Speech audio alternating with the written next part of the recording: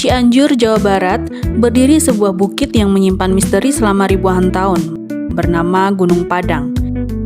Tingginya sekitar 125 meter di atas permukaan laut. Namun, para peneliti meyakini bahwa struktur di bawahnya masih jauh lebih dalam karena ada lapisan-lapisan yang belum pernah tersentuh alat ekskavasi.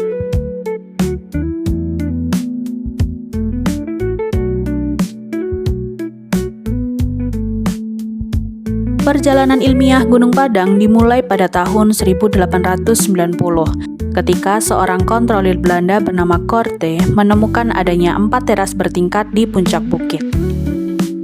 Temuan itu kemudian dilaporkan kepada geolog terkenal bernama Rogier Diederik Marius Verbeek yang memasukkannya ke dalam buku resminya pada tahun 1891.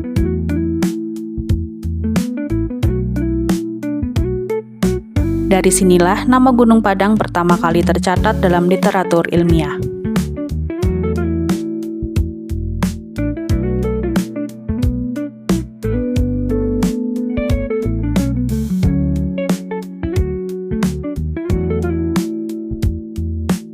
Ketertarikan terhadap situs-situs kuno di Hindia Belanda semakin meningkat, hingga pada tahun 1914 berdirilah Dinas Kepurbakalaan pertama dengan direkturnya seorang arkeolog Belanda yang bernama Nicolaas Johannes Krom.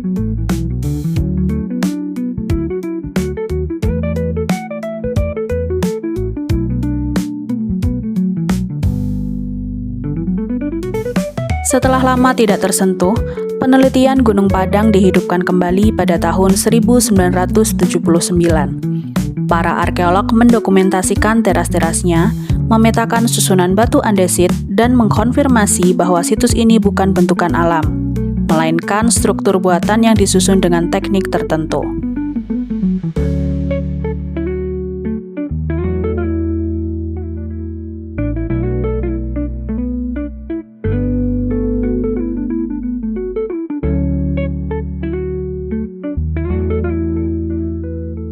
Mengapa peneliti yakin Gunung Padang adalah buatan manusia? Karena di berbagai lapisannya ditemukan benda-benda yang tidak mungkin terbentuk secara alami. Ada gerabah dan tembikar, serta pecahan logam pada lapisan-lapisan tertentu.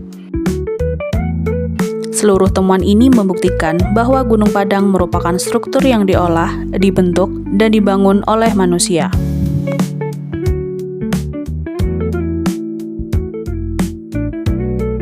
Menariknya, hingga saat ini belum pernah ditemukan tulang belulang manusia seperti hipotesis yang dituliskan oleh Verbeek bahwa terdapat gundukan yang diduga sebagai kuburan.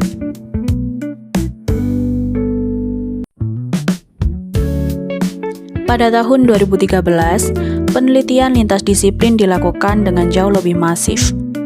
Tim gabungan arkeolog, geolog, arsitek, antropolog, hingga ahli sedimentologi yang berasal dari berbagai universitas turun ke lapangan.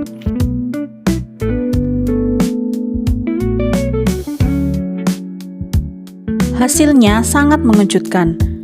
Pertama, lapisan paling atas dari struktur Gunung Padang dianggap sebagai lapisan yang paling muda dan diperkirakan berusia sekitar 500 tahun sebelum Masehi.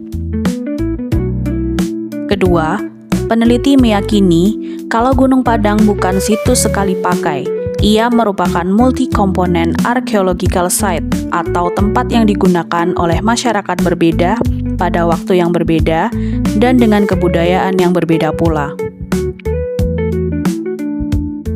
Ketiga, ukuran situs ternyata sangat luas dan tersebar di seluruh bukit dengan luas sekitar 30 hektar. Bahkan, beberapa struktur diperkirakan terus berlanjut hingga ke wilayah selatan, termasuk kemungkinan jejak bangunan di area yang kini berada di bawah laut. Keempat, secara arkeologis, bentuk Gunung Padang diklasifikasikan sebagai piramida bertingkat atau step piramid.